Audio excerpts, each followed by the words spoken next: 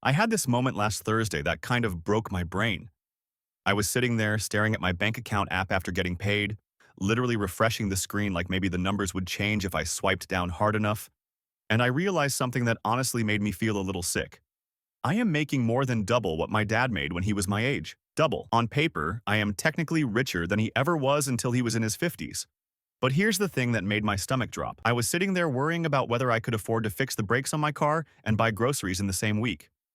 Meanwhile, on half my income, my dad bought a house, raised 3 kids, and took us to the beach every summer. And he wasn't stressed. He wasn't losing sleep over the price of eggs. So I just sat there thinking, am I stupid? Am I just incredibly bad at math? Or is money just broken? Because everyone keeps saying the economy is strong. You turn on the news and they're throwing up charts saying wages are up. But if wages are up, and I'm making good money, let's say around $75,000 a year, which is supposed to be solid middle class, why does it feel like I'm one bad Tuesday away from financial ruin? So, I did what I do when I panic. I started digging. I pulled up the inflation calculators, the tax tables, the census data. I basically turned my living room into a scene from A Beautiful Mind, just papers everywhere. And what I found is actually worse than I thought. It's not just in your head. The math has fundamentally changed. Let's start with the most obvious comparison because this is where my brain first got stuck. I was thinking about that $75,000 number. In 2024, if you tell someone you make 75K, they nod, right? It sounds respectable. It sounds like I have a 401k and a Honda Civic money. But let's rewind. Let's go back to, say, the mid-90s, when my dad was working. Back then, a solid salary was maybe $30,000 or $35,000. If you plug that into the Bureau of Labor Statistics inflation calculator, which I did, about 5 times because I didn't want to believe it, $30,000 in 1995 is roughly equivalent to $63,000 today. So, okay, we're in the same ballpark, right? My 75K should feel like his 35K. We should have the same life, but we don't. We really, really don't. And this is where I started to get frustrated. Because inflation calculators are, well, they're lying to us. Or at least, they aren't telling the whole story. They measure the price of a basket of goods, milk, bread, TVs, but they don't do a great job of measuring the price of staying alive. Let's look at housing. This one actually made me angry. In 1995, the median home price in the US was about $130,000. The median household income was around $32,000. So if you do the math, which is pretty simple division, the price of a house was about 4 times your annual income. A 4.1 ratio. That's doable. That's save for a few years and put 20% down territory. Now, today, the median home price is hovering over $420,000, but the median income, it's only around $84,000. That ratio has jumped to 501. And honestly, in any city where there are actually jobs, the places where you can actually earn that 75K, that ratio is more like 8-1 or 10-1.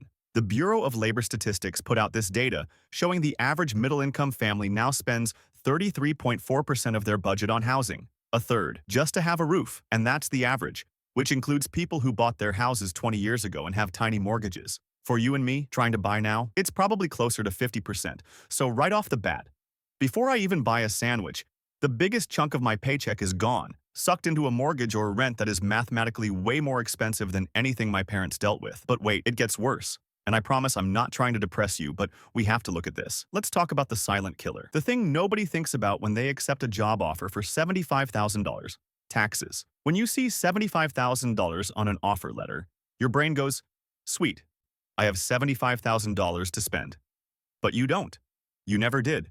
I went through the IRS tax brackets and payroll tax data to see what actually hits the bank account. If you're single making 75K, your effective federal income tax rate is roughly, let's call it 12% to maybe 15% depending on deductions, but the marginal rate is 22%. But let's look at the real breakdown. You lose about 7.65% immediately to Social Security and Medicare. That's non-negotiable. Then federal withholding. Let's be conservative and say the effective total bite is around 18 to 20% when you add it all up. Then state taxes, in a place like California or New York, or even just a standard state with income tax, tack on another 4 to 6%. I ran the numbers for a typical scenario. Out of that $75,000, you are likely taking home about $52,000, maybe $55,000 if you're lucky, and live in a state with no income tax.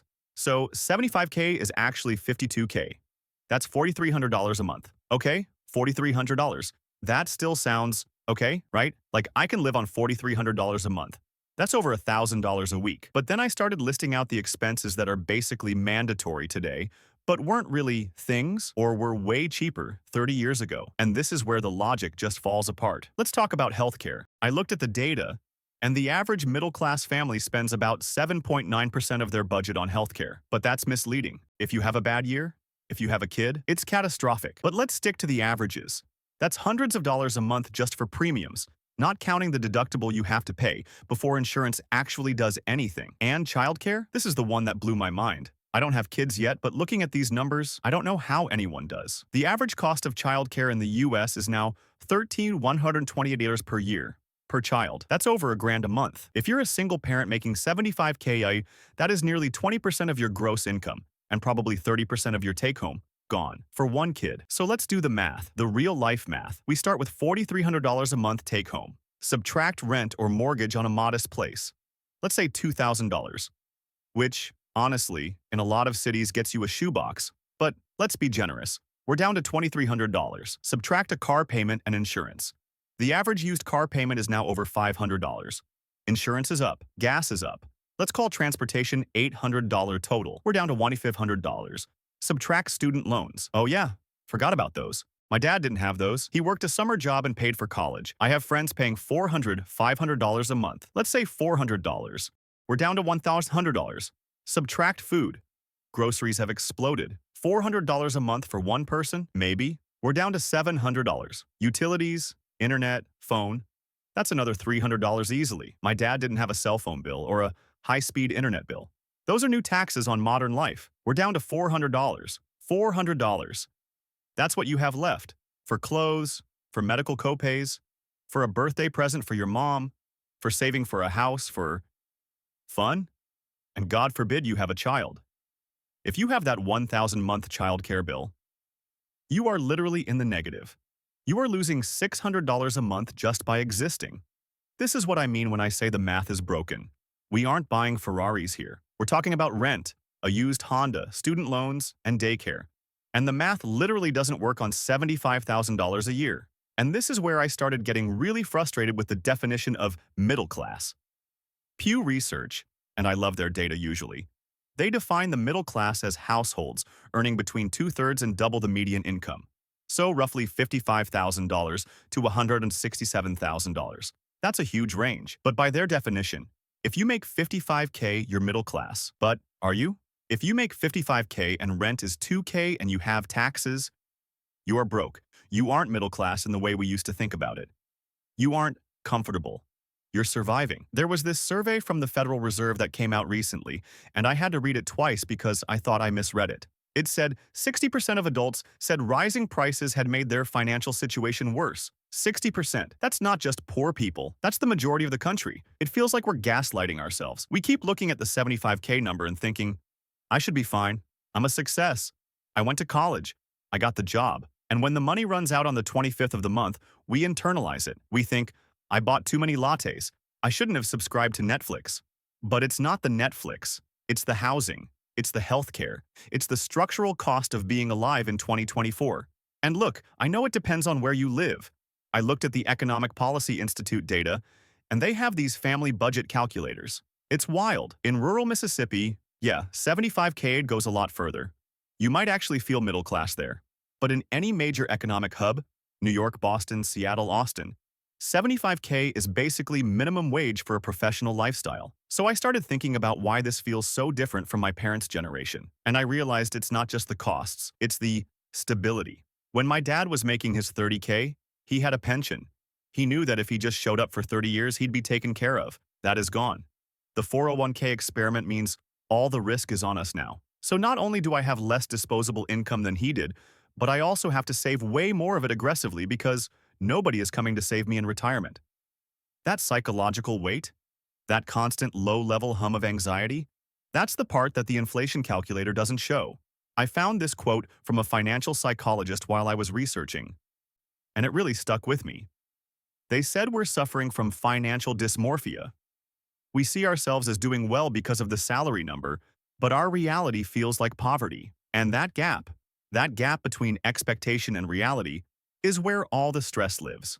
I guess, I guess the reason I wanted to make this video and the reason I spent all night staring at these spreadsheets is just to say, you aren't crazy. If you are making 75K or 80K or even 100K and you feel like you're treading water, you aren't bad with money. You aren't failing. You are playing a game where the difficulty setting has been cranked up to expert without anyone telling you. The rules we were taught: save 10%, buy a house 3x your income. Those rules are from a different world. They're from the 1995 world. Trying to apply them to the 2024 math is just setting yourself up to feel like a failure. I don't know what the solution is. Honestly, I don't. We need policy changes, we need housing reform, we need wages to actually catch up to productivity. But until then, I think we just need to stop beating ourselves up. Stop looking at your parents' photos from the 90s and wondering why you aren't there yet. You're climbing a steeper mountain with a heavier backpack. Give yourself some credit for just staying on the trail. Anyway, that's what's been keeping me up at night. I didn't mean to rant, but once I saw the numbers, I couldn't unsee them. Let me know if you feel this too, or if it's just me staring at my banking app too hard. If this helped you feel a little less insane about money, maybe subscribe. I'm going to keep digging into this stuff because I think we need to talk about it more honestly. Thanks for listening, guys. I'll see you in the next one.